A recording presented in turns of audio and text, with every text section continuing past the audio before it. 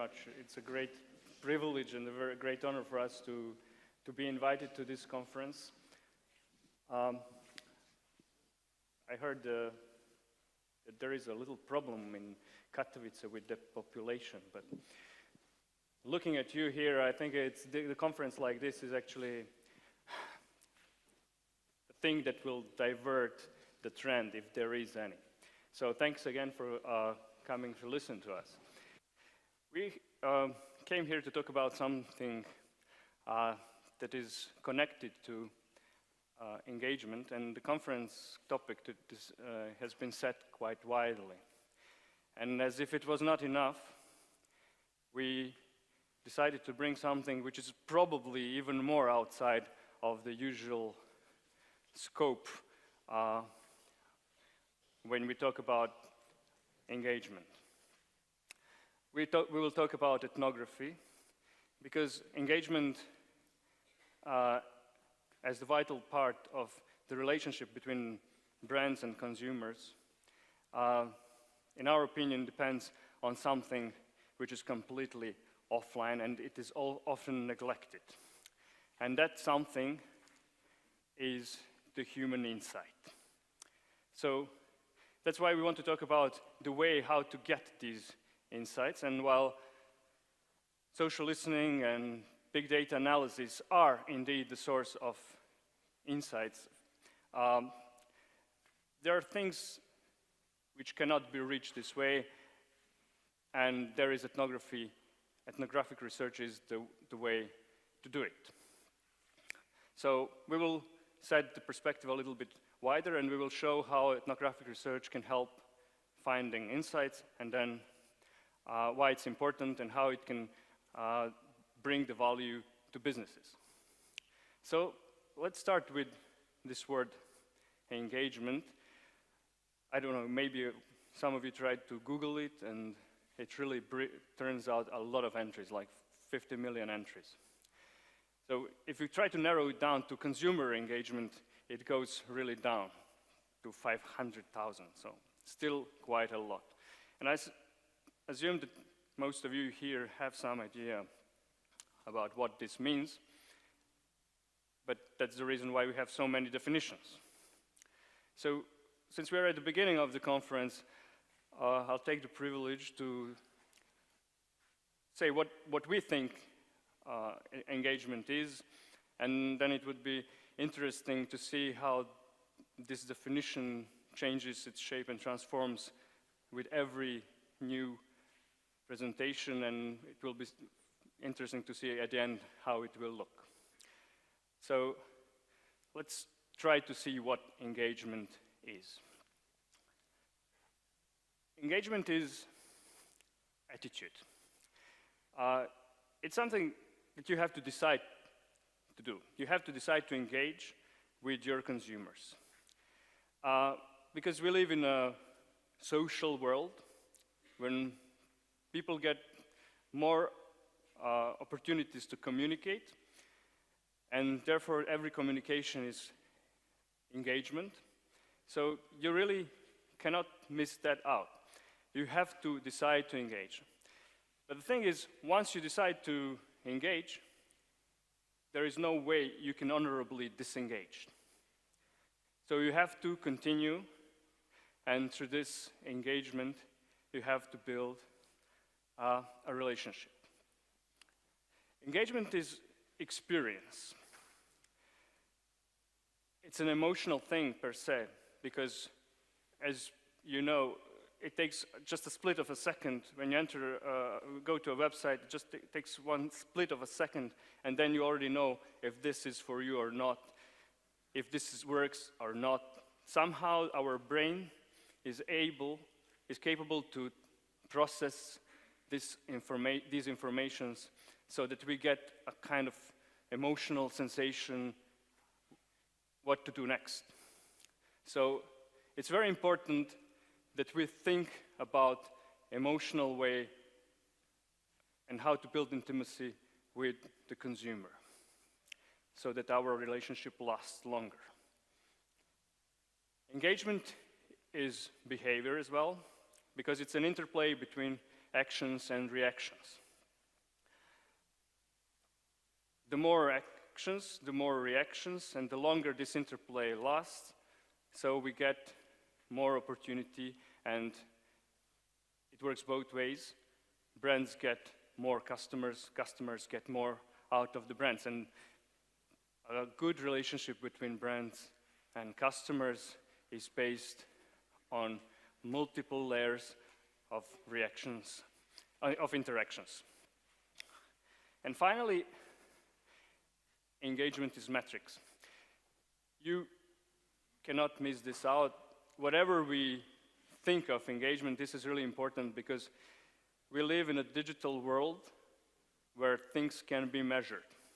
And if you can measure things, if you can analyze things, then you must notice that clicks are not the same as likes, likes are not the same as comments, comments are not the same as shares, and shares are not the same as purchases. So obviously, you have to distinguish between multiple different ways of engagement. And you don't have to be a sociologist, and you don't have to know the social network theory to understand that the number of these measures can be extremely high. And as our data processing capabilities grow, we can go more and more deeper and deeper into these metrics. But the point is that engagement matters to brands only if it ends with a purchase. And when I say brands, I really take this very widely. Brands are not just the brands of clothes or the brands of cars. Personally, we are all brands, and it just takes a look at your Facebook accounts and profiles, and we understand that each of us has built their own brand. So I would propose that we consider engagement as a result of exchange of interests, values, emotions, and actions between brands and users. And obviously, the word interest is really important here because we have to understand and we have to fit with the consumers. If we want to engage them, we have to understand what is their interest. Values, emotions, and actions come later, but first thing is really what they want. Marketers' goals, marketers' interests haven't changed much since the ancient times. It has always been to drive awareness, to create brand preference, and drive transactions. And it hasn't really changed since the Roman times. You had, in Greece, you had agora, you had the marketplace, and people were engaging in many different ways, especially in small businesses. It's inherent in small businesses. If you go to a marketplace even today, you engage with the seller.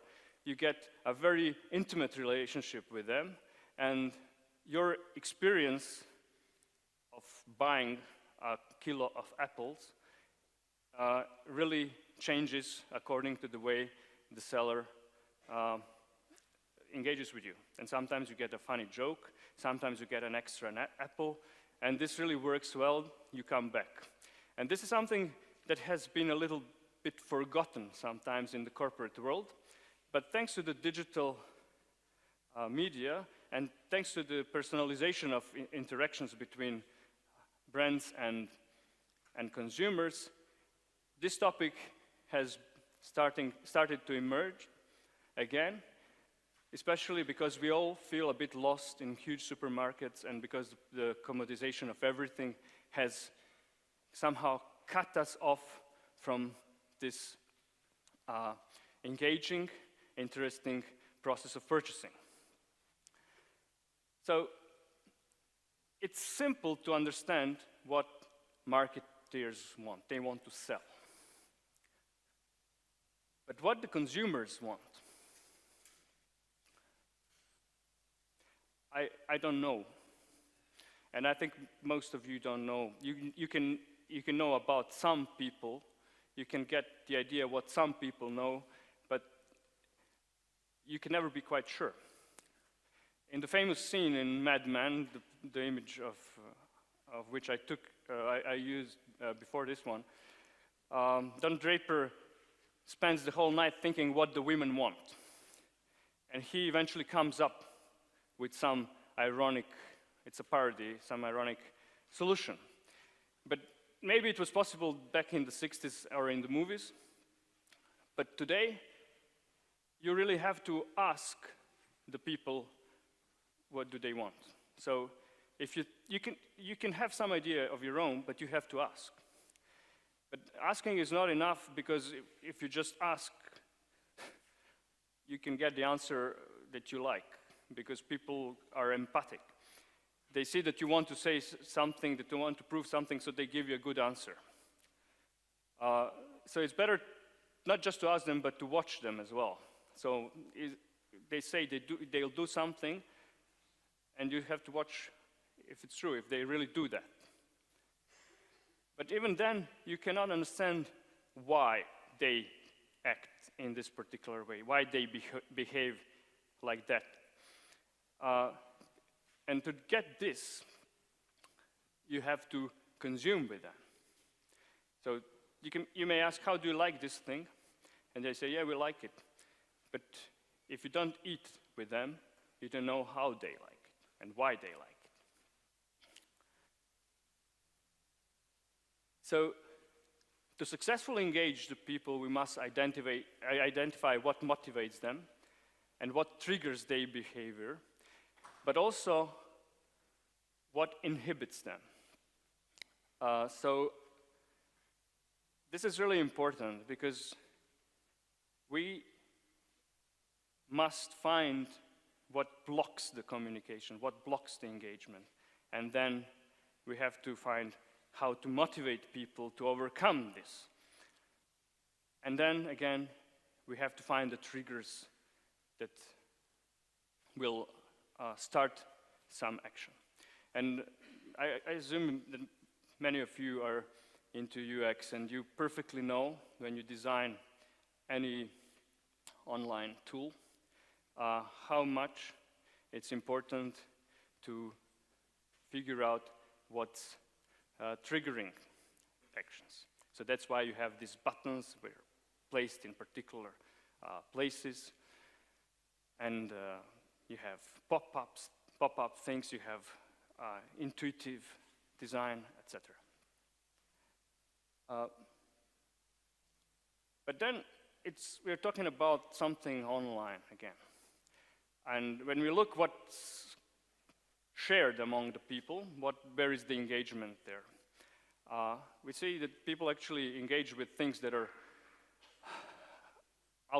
happening outside of their screen. They're happening in their real life. So there is really need to step outside of the screens, to go beyond the screens, and try to find, to figure out how interests of people materialize in the real world. If we just give people things that are on the screens, they will share it to the next screen and to the next screen. But this is really missing a lot of our lives. So we should not be surprised that the level of engagement that happens on the screen is not as big as the level of engagement that we have in public venues. Like you go to a concert and people give, or a football match, and you see how much energy is invested there. So this is engagement. When you scream for your football team or for your political party at a meeting, or against, when you are striking against some injustice or whatever you do, this is engagement. And I think this is something that we should consider.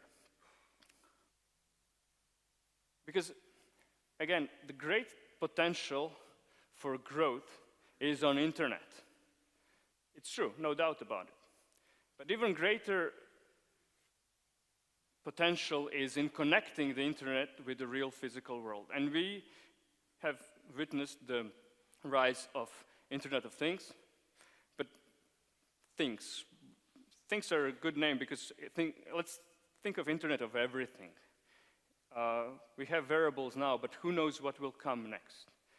And if you're investing your money, if you are running your business and you think what to do next, it's really important that you figure out which particular thing, when connected, will bring the profit, so that you don't spend your money for nothing. And this is really a critical issue. You have to know what people will want, so where the innovation comes, and where the innovation can bring money. So it's easy to say, so let's move beyond the screen. But we don't know where to move, because we live in a very complex world. There are a lot of people. We live in crowded cities, and these cities are becoming bigger and bigger. The interconnection is stronger and stronger. Well, again, as I said before, social listening and big data analysis will give us some idea. I don't know why social listening brought this picture. Maybe because there is a little bit of spying in this. Recently I was attending another conference, and there was a guy who talked about how madmen have changed into maths man. So you have these analysts that go in, that dig the data, and then they interpret them, and they connect, and they run regressional analysis, and they connect things, and they understand, okay, so we see that everybody's, a lot of people start using their mobile phones at 9:05.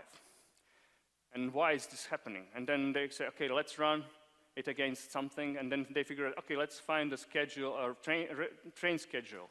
And then you see the timetable fits with this. Everybody gets on the train, and then when they're seated, they take out their mobile phones, and then they do something. So it's a perfect way to serve them an ad. So we have a programmatic advertising, et cetera, et cetera. So maths works. Big data analysis work. But then again, as some of us have experienced in the past, when you're listened to, you tend to develop strategies of evasion. So this is likely, you all have settings in your phone, and I will not ask you how are your settings, but I presume that many of you take care of their privacy, because privacy is issue. You don't put things so that everybody can find them. On Google as well. So this is something that can prevent you from figuring out what your consumers want. And there's a myth that more technology, sensor data, code, and developers will make your product or campaign better.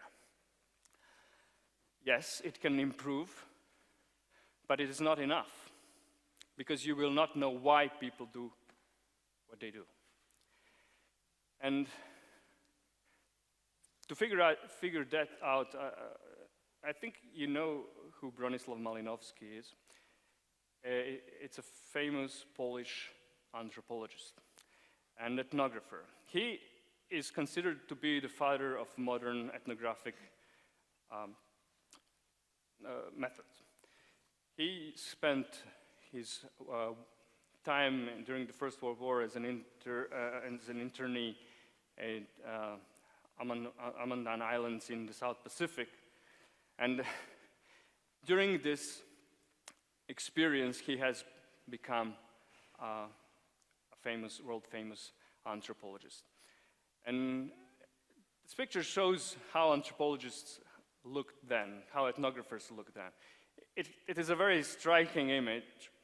You see that this guy doesn't really fit into the context. But this was the beginning. Since those times, we have come to understand what immersion is. And one important thing is that Malinowski has left behind him is that the method of observation through participation. No amount of data, no amount of big data can make up for participation. This is how you understand the humans. This is the best way to understand humans. And one thing that Malinowski has figured out, because in his time, it is still colonial times, they talk about irrationality of the natives. And he has figured out that it's completely false, that humans are rational when they think they can predict the outcome. And they are irrational when they are completely uncertain. And this is really important insight when we think about how people act even today. Where will you invest? And what do you expect from that? Like then, humans are weird, irrational, emotional, unpredictable, but ultimately they are the ones that buy your product. So, how will we figure that out? We have to use ethnography. But now, the question is, what is ethnography? And perhaps some of you know the answer.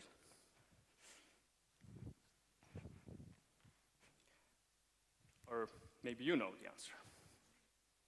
Let's see. So what is ethnography?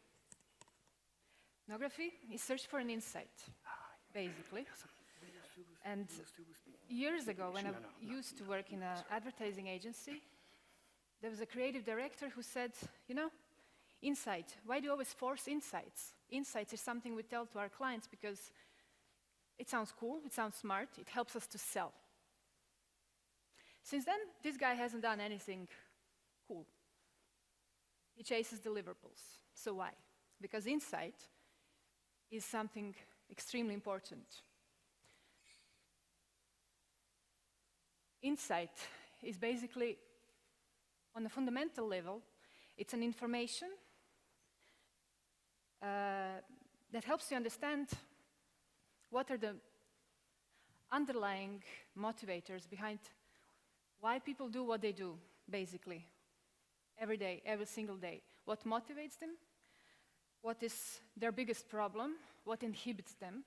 What is the constraint that they're dealing with when they're dealing with your products or brand? And this is what ethnography is trying to uncover. And today, this is of extreme importance because why? How many startups is surfacing every single day? How many of them fails and how many of them works? Probably around 90%, I cannot say like for sure because I haven't checked recently, these things just go like this. Probably 90% of them actually fail. It's the same with brands. There's millions of brands, but there's a couple of them that always stick out. There's a lot of products to choose from, but sometimes when you get to the store, you immediately know where to go. Why? You don't know. I can ask you and you can start to rationalize it, but you might think that it's actually why you chose it. But maybe it's because you chose the packaging, because why? The packaging maybe worked on you because it reminded you of your grandmother's kitchen. That's an insight as well. So in today's complexity, in today's world, where nothing is actually, where everybody thinks that they know everything and nothing is actually 100% sure, lack of customer insight actually is the biggest problem. And this is what IBM's study of the global CEOs like a couple of days back actually found out, that 90% of them actually said that really what they miss the most when creating strategies of brand engagement as well and product engagement is lack of customer insight, because statistics and metrics, it's cool. It's good to have it, but it's just a fragmented picture, it's a fragment and snapshots. Everybody can do it. But the other thing, like the meat and the blood of everything, like if I have to like talk that naturalistic, this is not something that everybody can do and everybody is willing to do. Ethnography has started to be like a really important in market research in 1980s. That's basically when they actually thought, okay, maybe there's something behind it. Maybe we could actually employ it when we're trying to figure out how to sell something to somebody. So they started actually experiencing with it. Ethnography is figuring out how people deal with products, how they deal with devices, what kind of interactions they have with them, and the most important thing, in what context. Because context is everything. Context makes sense, context is what provides the meaning behind data. Data as such doesn't mean much if you don't know how to explain it, how to analyze it. So what is this? This is some kind of person trying to do something for some reason. Why she's trying to do that? What is she trying to solve? What kind of problem she's trying to solve? What thought does she have in her mind? What is she trying to resolve during this? This is something that ethnography is dealing with when we're using it in our research strategies. So what's the big deal here? On one side you have insights, and on the other side you have business opportunities, business objectives that every brand has, not just every brand, every product, every startup. You have one thing, you know what people want. Here, you know what you need to do to simply come out of the ordinary. Smart marketeers, smart strategists connect these two things. Because why? If they don't do that, they're not going to be engaging. Engaging is something that happens, it needs to happen throughout the whole life cycle, not just life cycle of a product, but most importantly, of you as a user, as a consumer, as a customer. So your brand has to be relevant. It has to have a meaning for your life. I need to know that I can rely on this brand, that it gives me a feeling that makes me feel, I'm not going to say unique, but I kind of need to feel a little bit good about myself when I'm consuming your brand. So this is how the big guys did it. Ford, back in 1990s, they redesigned the car, the Mustang, and they said, man, like this is really the fastest, the strongest car ever that we ever did. So what the hell is the problem? Because what happened? Their market research came back and it said, man, people don't dig your product. It's not what it used to be. So they said, how, man? It's more powerful. It has more force in it. What's the problem? So they said, okay, our engineers, designers, strategists, we'll put them in a team, we'll send them back to the road, we'll send them to ride with our guys. So they put them in the cars. And they were riding around the dusty American roads, and they were trying to figure out what's the problem, you know. And after like a couple of weeks and countless hours, writing down, taking notes, photographing, they came back with a really cool insight. What? What is power? What is power when it comes to cars? Power is hearing, power is feeling, it's smelling, power is touching. People don't feel power just by watching, like getting like a card with a car horsepower statistics. That's not what's power. Power is when you put on your key inside and you can hear the motor running in the background. Power is also like the texture when you go inside the car and something is, you know, you feel good. You feel really good when you sit. That's power, because power, people that drive Mustang felt it viscerally. they felt it with their whole body, with their eyes, with their ears, with their nose, with their skin. So this is something that these guys in Ford, they didn't know that before. So they said, man, we're going to do the whole thing again. They went back to the drawing room and they redrew the whole thing. And they made the car look like the iconic car of the 60s, a car with James Dean.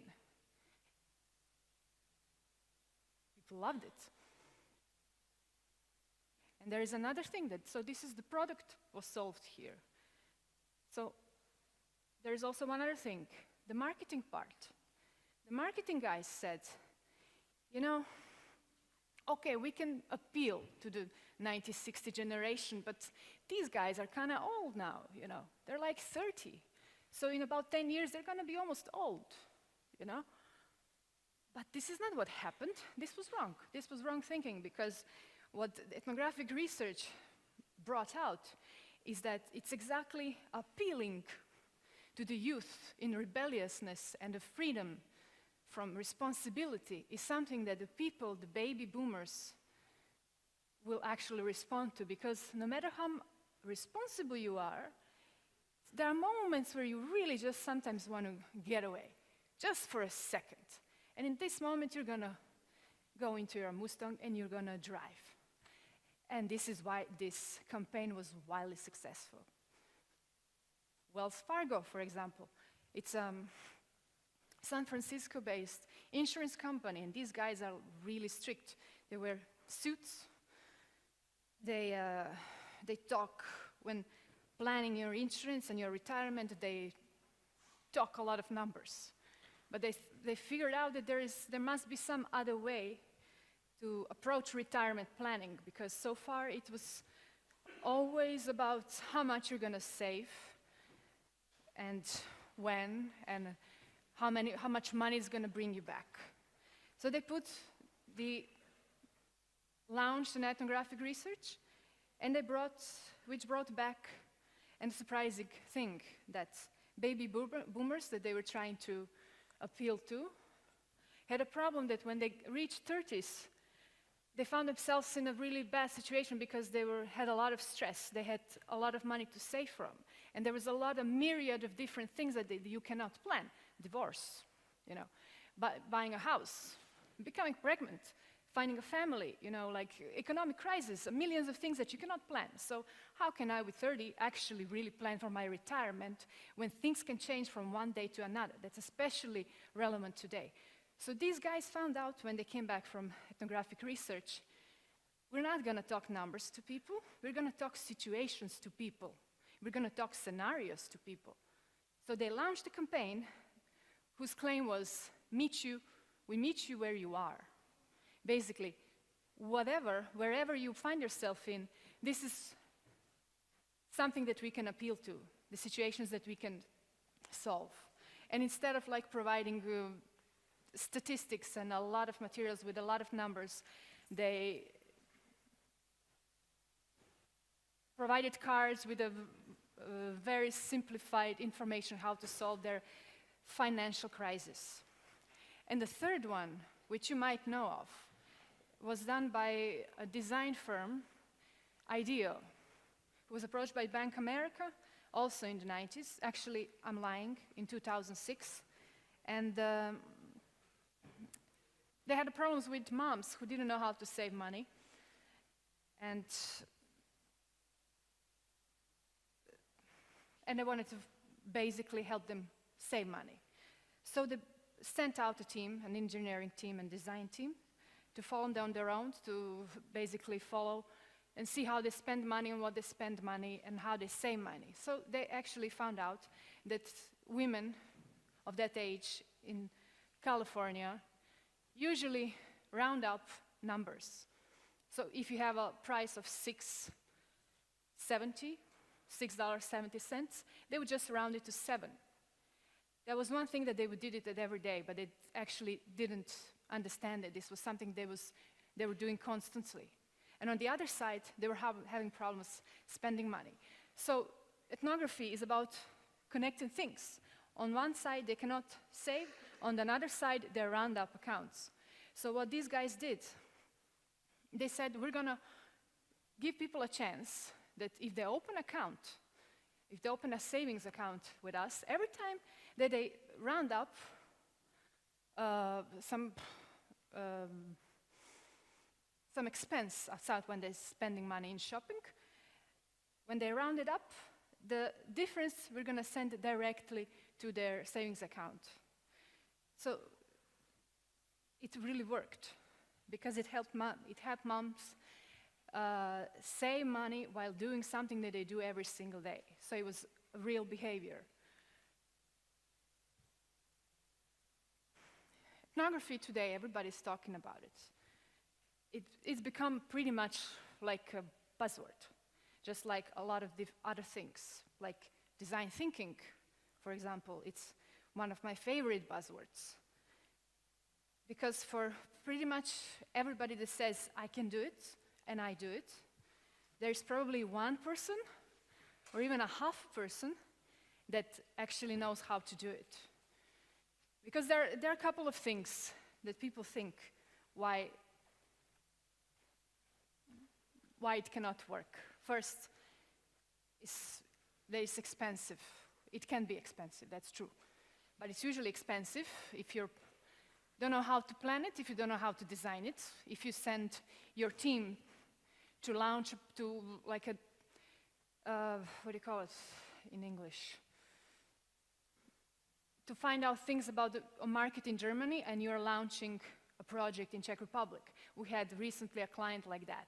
He said, we want to launch a project globally, but let's start in Spain. And we were in Czech Republic. And we cannot do that, basically. We can, but it takes a lot of time to find a local team, to train them, to train yourself, to learn, to basically find somebody who's going to be perceptive enough to learn the language and to analyze the information for you there. So this is where costs happen. It's not representative. Why? This is what they think, that if you take a sample of 20 or 30 people, that you're not going to get valuable insights. This is not true, because ethnographic method, it's a qualitative research method. That means it's not concerned with a huge numbering.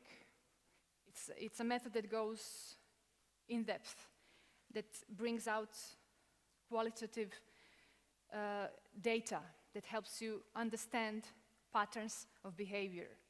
And this is not something that you get from quantitative methods, which have their strengths. It doesn't uncover surprising insights, and it's disorganized. It can happen.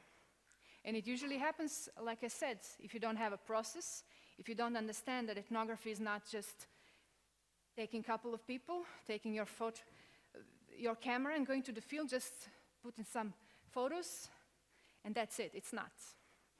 There's some process behind it. There is some design of objectives, which we're going to get to later in a second. And a structure how to get there. And it takes a long time. Well, it doesn't. It can, but it depends what are your objectives, like I said. For a recent project that we had,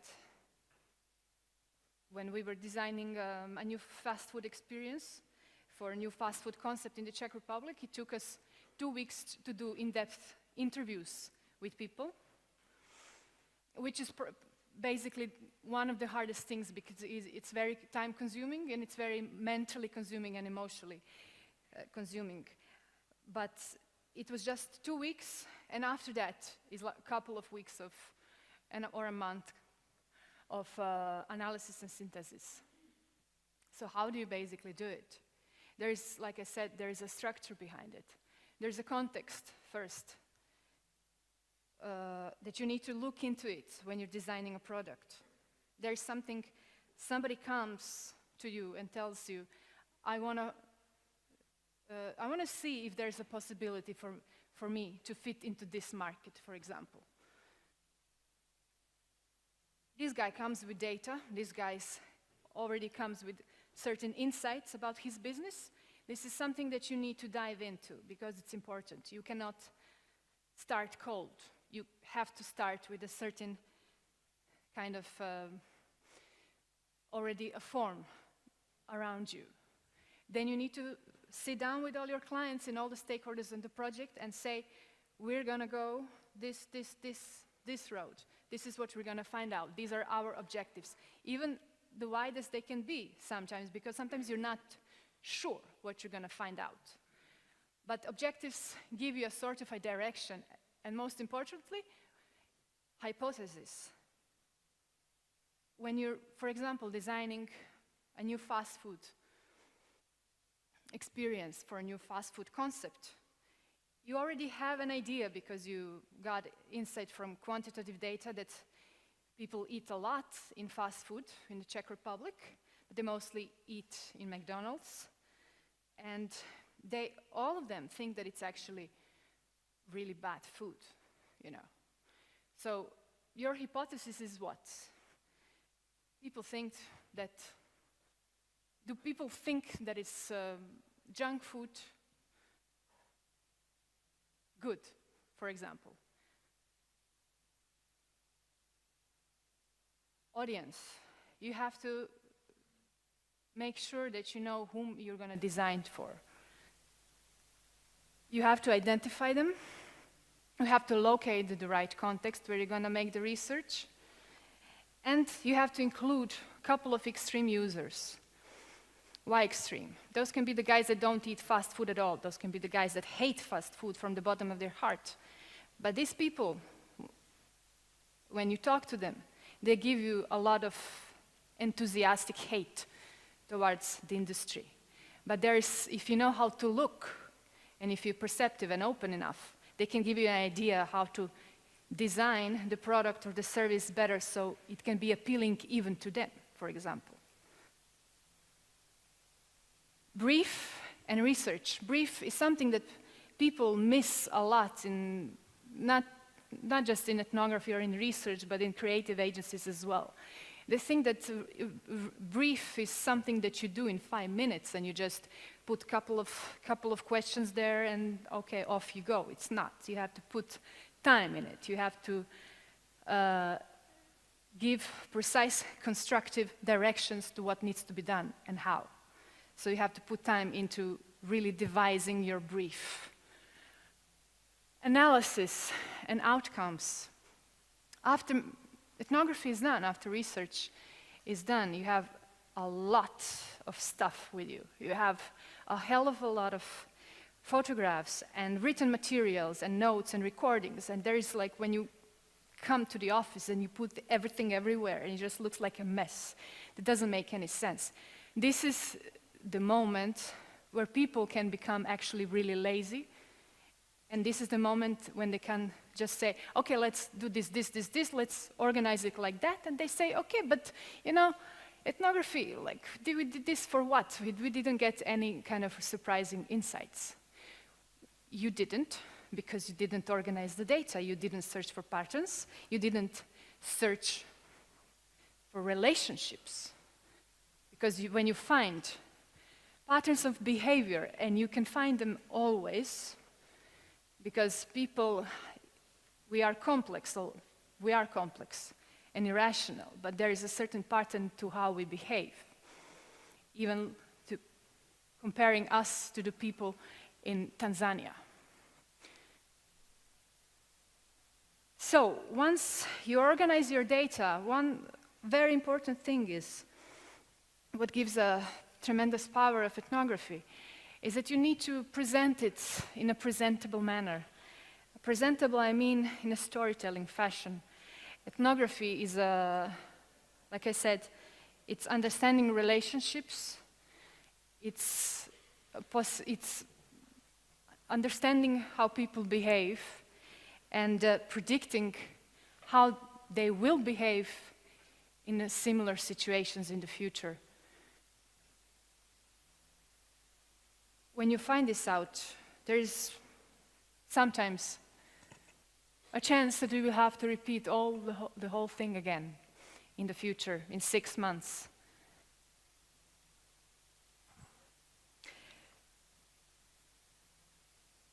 So what is the methodology? In-depth interviews, which usually happen, which basically help you to see how your product fits into the already established market. If you have an application for buying fashion over the internet, and your application is falling down because here in your city or in your country, people inspire on the internet, but they buy in the shop. Ethnography is a cool thing to see, how your target audience actually behaves when it comes to shopping. Contextual observation is the same thing. Contextual observation is observing people, how they behave when they find themselves in a certain environment. Because sometimes their actions speak louder than words. Sometimes people, most of the times, people move in a unaware manner. So observing their behavior throughout the space helps you to understand how to put a right product in the right place, how to put something which they will find most appealing or most worthwhile to find at the specific place. Participatory design, is important to understand what values people have in their life. And it's best done by presenting a design stimuli. Coming back to the research that we had with the fast food people, I was presenting them with a lot of design cues, a lot of different photographs, giving them to put together a dashboard of how their ideal fast food experience would look like.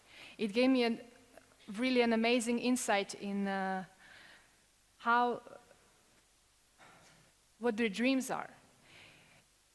When people talk about their dreams, they become extremely vulnerable. And to you, it helps you to understand how to create a product that will be appealing to them and that will solve their most hidden need. A day in the life is basically when to your target audience, when you give an opportunity to record how they go on about interacting with your product on a daily basis. Because different people have different journeys through interaction. And there's a lot of different touch points. And you need, in order to give a consistent picture of your brand or your product, you need to put all of these touch points together. You need to make a seamless experience. So a day in the life, basically writing a journal, helps you to get an insight about that. Usability testing. Well, I mean, what am I going to tell you? You've probably done it a lot of times. It helps also when you want to confirm whether the thing you started your research with, the hypothesis, whether it's right. Because it might change. At the beginning, you must start with something which can change throughout the research, and at the end, it can leave you somewhere else. That somewhere else needs to either confirm or negate the beginning hypothesis that you had. So, why did I say that ethnography is a good fiction?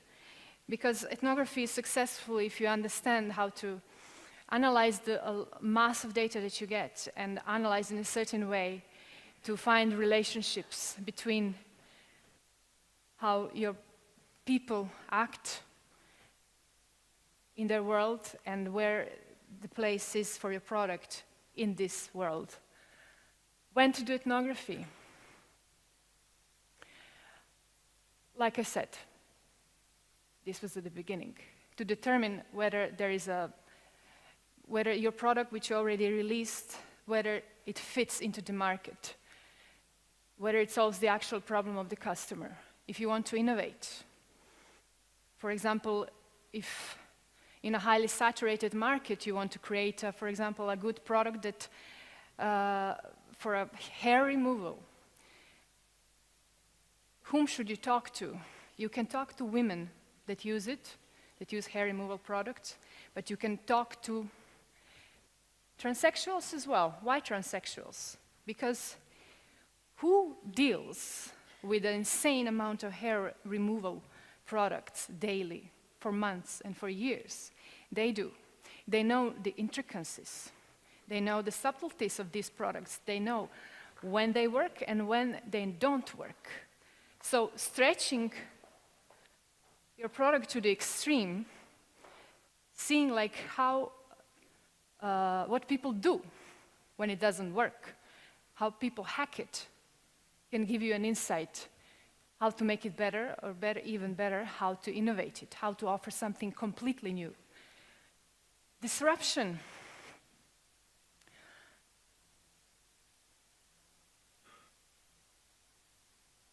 There was a, for example, you probably heard of M-Pesa, which was in Kenya developed. A money transfer service, but not money transfer service that happens on smartphones. They don't have smartphones, but they have old phones like Nokia 303 or 303. So they use it a lot. Everybody, even like farmers in the most faraway villages, have this telephone. So they figure out that people really need to transfer money. People that work in the cities usually transfer money to their families that live back home in the villages. So they said, let's create a money transfer service through SMS. And to do that, they went to talk to the official microlenders that existed in every village in Africa. And they asked them how it worked, how they managed to send, in improvised ways, how they managed to send money from in the middle of nowhere villages to the city, people in the city. M-Pesa is the most successful world money transfer service, which actually came out to the world by talking to guys that arrange money transfer service living in kiosks in the middle of African villages. So ethnography is really good at that.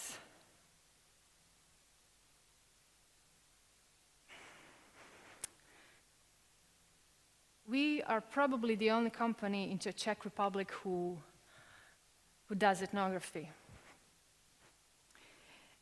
And we had a lot of problems convincing our advertising agencies that it's really worth it, you know? Because you really create products and brands that are different, that stand in the, that distinguish themselves in the market. And right now, when we were working for one brand, we managed to observe a certain need, which became really important, really interesting, because as we were digging further and further and further and started doing initial in-depth interviews, we figured out that this need is actually present globally, which makes it even more interesting. I wanted to say, if you are now in the startup world and if you are starting products and services that need to find their place in the market, you have probably 1 or 2 chances to succeed, because 95% or 90% of starters and products will fail. There's just a couple of them on the top. It's not important just to be on the top. You don't have to be on the top, but you have to be different. Ethnography helps here. I'm not saying all this so you can say, cool guys, we're gonna hire you. You're gonna help us find what we can, how we can develop this product better. But put some thought into really getting out in the field and talking to the people that you're designing for. Because in the long run, it might bring you some confusion at the beginning, but in the long run, you will have something that 90% of the companies and products doesn't have in the market, because you will really find out what makes people think and tick. So thank you.